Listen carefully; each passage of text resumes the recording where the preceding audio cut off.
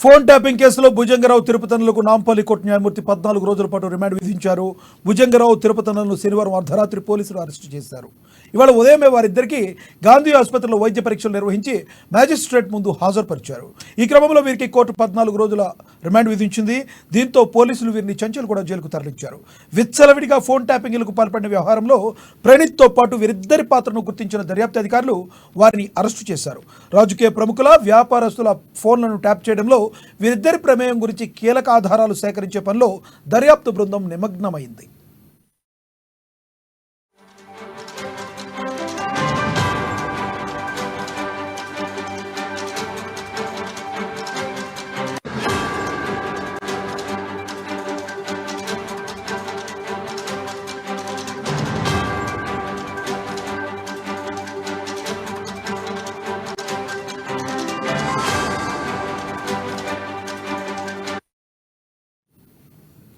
Phone tapping కేసులో Bhujanga Rao తిరుపతనులకు Nampally court న్యాయమూర్తి 14 రోజుల పాటు రిమాండ్ విధించారు.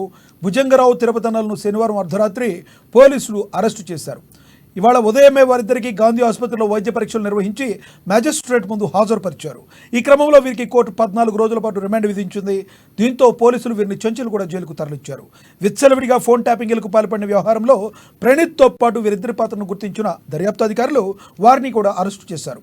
రాజకీయ ప్రముఖులు, వ్యాపారుల ఫోన్లను ట్యాప్ చేయడంలో వీరిద్దరి ప్రమేయం గురించి కీలక ఆధారాలు సేకరించే పనిలో దర్యాప్తు బృందం నిమగ్నమైంది.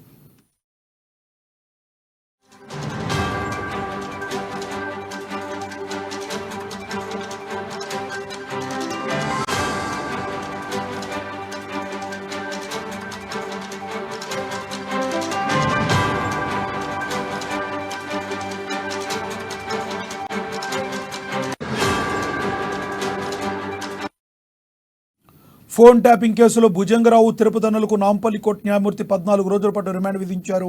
భుజంగరావు తిరుపతనులను శనివారం అర్ధరాత్రి పోలీసులు అరెస్టు చేశారు. ఇవాళ ఉదయమే వారిద్దరికీ గాంధీ ఆసుపత్రిలో వైద్య పరీక్షలు నిర్వహించి మ్యాజిస్ట్రేట్ ముందు హాజరుపరిచారు. ఈ క్రమంలో వీరిద్దరికీ 14 రోజుల పాటు రిమాండ్ విధించారు.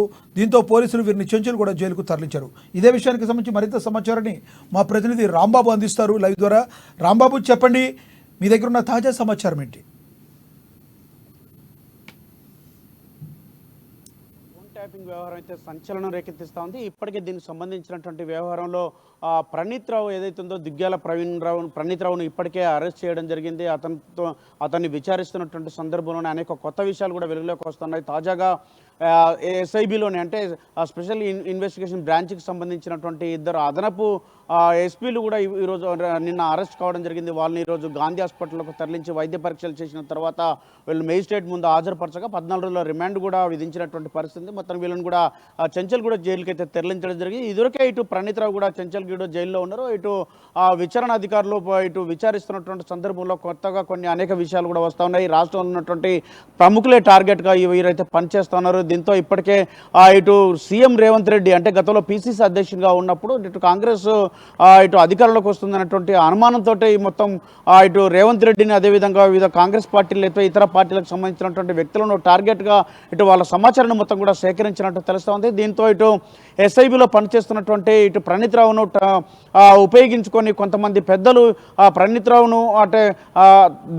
ప్రణీత్ రావు ద్వారా ఒక కేంద్రం ఏర్పాటు చేసుకొని సొంతంగా ఇంట్లోనే ఈ యొక్క ఫోన్ ట్యాపింగ్ వ్యవహారం చేసినట్టు, అదేవిధంగా హార్డ్ డిస్కులను కూడా వీటన్నిటిని కూడా ఇటు ఎప్పుడైతే కాంగ్రెస్ పార్టీ అధికారంలోకి వచ్చిందో అధికారంలోకి వచ్చిన రోజే హార్డ్ డిస్కులను మొత్తం కూడా ధ్వంసం చేయడం, తగలబెట్టడం లాంటి వ్యవహారంతో పోలీసులు అనుమానం వచ్చి అరెస్ట్ చేసినటువంటి నేపథ్యంలో ఈ అరెస్ట్లో ఫోన్ ట్యాపింగ్ వ్యవహారం కూడా బయటపడడంతో అతన్ని తమదైన శైలిలో విచారించినటువంటి అధికారులు కొంత సమాచారాన్ని రాబట్టారు. దీంతో ఇటు తీగలాగితే డొంక కదిలినట్టుగా మొత్తం కూడా ఇటు రాష్ట్రంలో ప్రకంపనలు సృష్టిస్తున్నటువంటి ఈ యొక్క ఫోన్ ట్యాపింగ్ వ్యవహారం బయటపడుతోంది. ఫోన్ ట్యాపింగ్లో ప్రధానంగా ఇటు రేవంత్ రెడ్డి కుటుంబ సభ్యులు చేస్తున్నటువంటి ప్రతి ఒక్క అంశం, ముఖ్యంగా ఎన్నికలకు సంబంధించినటువంటి వ్యవహారంలో రేవంత్ రెడ్డి ఎవరితో మాట్లాడుతున్నారు, కాంగ్రెస్ పెద్దలు ఎవరితో మాట్లాడుతున్నారు, లేకపోతే రాష్ట్రంలో ఇటు కాంగ్రెస్ అభ్యర్థులకు డబ్బు ఎక్కడి నుండి వస్తూ ఉన్నది, ఎవరు తీసుకొస్తా ఉన్నారు, ప్రతిదీ కూడా ఇటు క్లీన్ అబ్జర్వేషన్ చేస్తూ ఇటు ట్యాపింగ్ చేసినటువంటి వ్యవహారం ఉంది. మరొక వైపు దీంట్లో బీఆర్ఎస్ పార్టీ మెప్పు పొందేందుకు ఆ రోజు ఉన్నటువంటి పార్టీకి సంబంధించినటువంటి పెద్దలతోటి వాళ్ళ మెప్పు పొంది వాళ్ళ దగ్గరనే పనిచేసినట్టు, కొంతమంది వాళ్ళ కన్సర్న్లో పనిచేసినట్టు కూడా పోలీసులు గుర్తించినట్టు తెలుస్తూ ఉన్నది.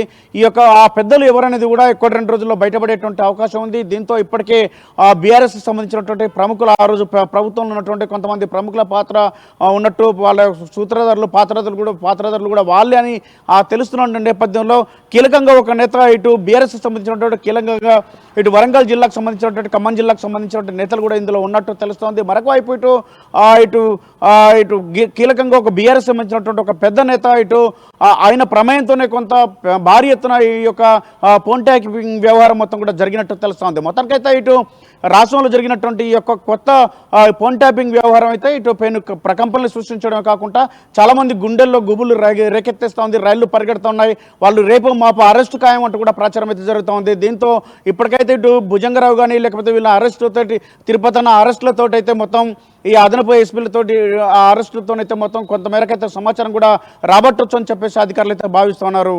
నాగ్ అయితే రాంబాబు చెప్పండి, ఇది లాస్ట్ ఎలక్షన్ల వరకే అనుకోవాలా? అంతకుముందు 2014 టైంలో కూడా ఇలా ఏమైనా జరిగి ఉండొచ్చు అనుకోవచ్చా? ఎందుకంటే ఉమ్మడి రాష్ట్రం ఉన్నప్పుడు కూడా ఫోన్ ట్యాపింగ్ వ్యవహారాలు మనకి విదితమే. ఎందుకంటే చంద్రబాబు నాయుడు కొన్ని ఇష్యూస్ కానీ ఏమైనా కావచ్చు.